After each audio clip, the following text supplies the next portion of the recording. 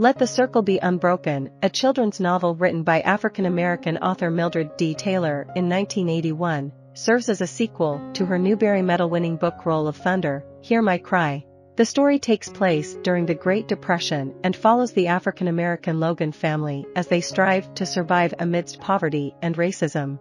It continues the narrative threads from the previous book, including the wrongful accusation of a family friend for robbery and murder, as well as the schemes of a neighbor aiming to dispossess them of their land. The novel primarily explores the African-American experience in 20th century America, delving into themes of family, faith, and morality against a rich historical backdrop. Let the Circle Be Unbroken is succeeded by another sequel titled The Road to Memphis, along with a prequel called The Land. Like its predecessor, the book garnered critical acclaim and remains a staple in school curricula. In 1982, it received the Coretta Scott King Author Award. Let the Circle Be Unbroken commences with Cassie Logan and her family engaging in discussions with their friends and neighbors about the case involving T.J. Avery. T.J., a friend of Cassie's teenage brother Stacy, has been arrested for robbing and killing a white shopkeeper named Jim Lee Barnett. Despite their parents' attempts to dissuade them, Cassie and her brothers attend T.J.'s trial. There, they witness T.J.'s white lawyer, Mr. Jameson, presenting compelling evidence that T.J. was manipulated by the White Sims brothers, who were the true culprits behind the shopkeeper's murder. Nevertheless, despite the evidence, T.J. is convicted and sentenced to death by an all-white jury. In the midst of church and school, Cassie pays a visit to her elderly neighbor, Mrs. Leanne. Meanwhile, her mother, who was previously a teacher before being unjustly fired by their neighbor Mr. Granger, runs a private enrichment school for the children.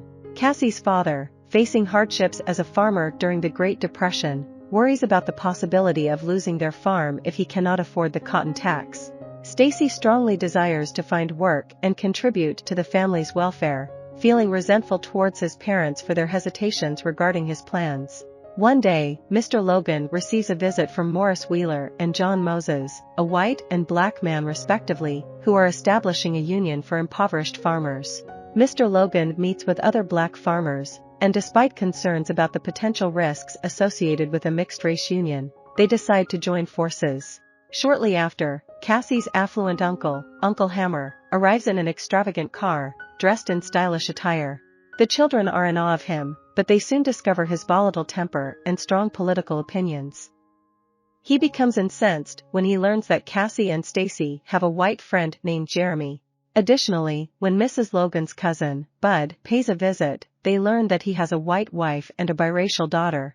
Although Uncle Hammer reacts angrily, the Logans exhibit understanding, especially when Bud expresses his desire to have his daughter, Suzella, spend time with them and become acquainted with the black community. Racial tensions escalate as word of the union reaches white landowners, leading to increased violence. In response, Mr. Logan temporarily leaves to work on the railroad for a few months.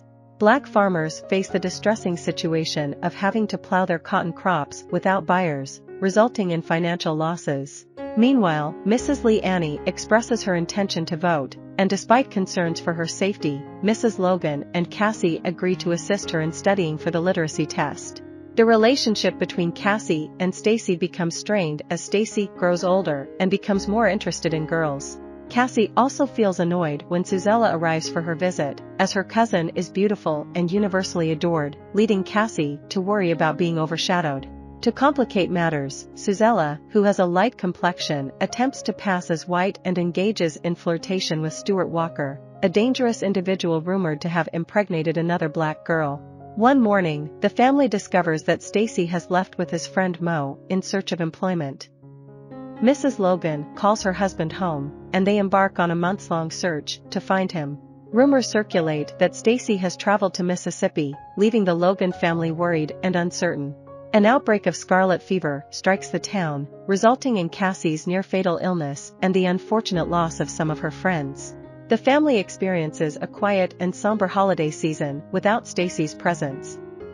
Cousin Bud returns to escort Suzella back home, leaving Cassie to realize how much she will miss her cousin. However, before Suzella's departure, she and Bud are targeted by harassment from Stuart and his friends upon discovering her racial background. Mr. Morrison, a worker on the Logan lands, comes to their aid and helps them escape the situation.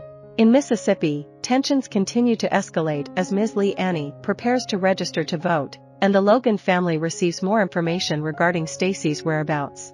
Accompanied by Mrs. Lee Annie, they head into town, where she initially faces rejection from the registrar. Surprisingly, their landlord, Mr. Granger, agrees to assist her, defying his typically racist and stern nature. However, as he takes her back to town, his true motives become apparent. The family encounters a large group of angry farmers who have lost their income.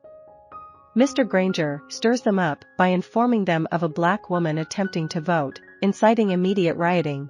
Amidst the escalating violence, Mr. Granger seizes the opportunity to evict Mrs. Lee Annie and her relatives from his land. Cassie and her parents eventually locate Stacy in Shokesville, Louisiana, where he is imprisoned. Stacy had been working on a sugarcane plantation, but they were robbed of their earnings before they could depart, leading to their unjust arrest. Although Cassie is overjoyed to have her brother back, she can see how much his time away has aged him. The family brings Stacy home, reuniting with their relatives in a joyous celebration, and they all agree on the comfort of being back in their own home.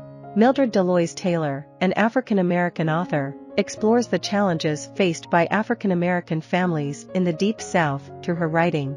Many of her works draw from the stories and experiences of her own family during the Great Depression. Mildred D. Taylor, a highly regarded African-American author, has written a total of 9 books, 5 of which exist within the interconnected universe of Let the Circle Be Unbroken. Her entire body of work has garnered widespread acclaim and praise from critics and readers alike. In recognition of her exceptional contributions to children's literature, she was honored with the prestigious NSK Neustadt Prize in 2003. I hope you enjoyed this video. Leave a like if you did and be sure to subscribe. Thank you.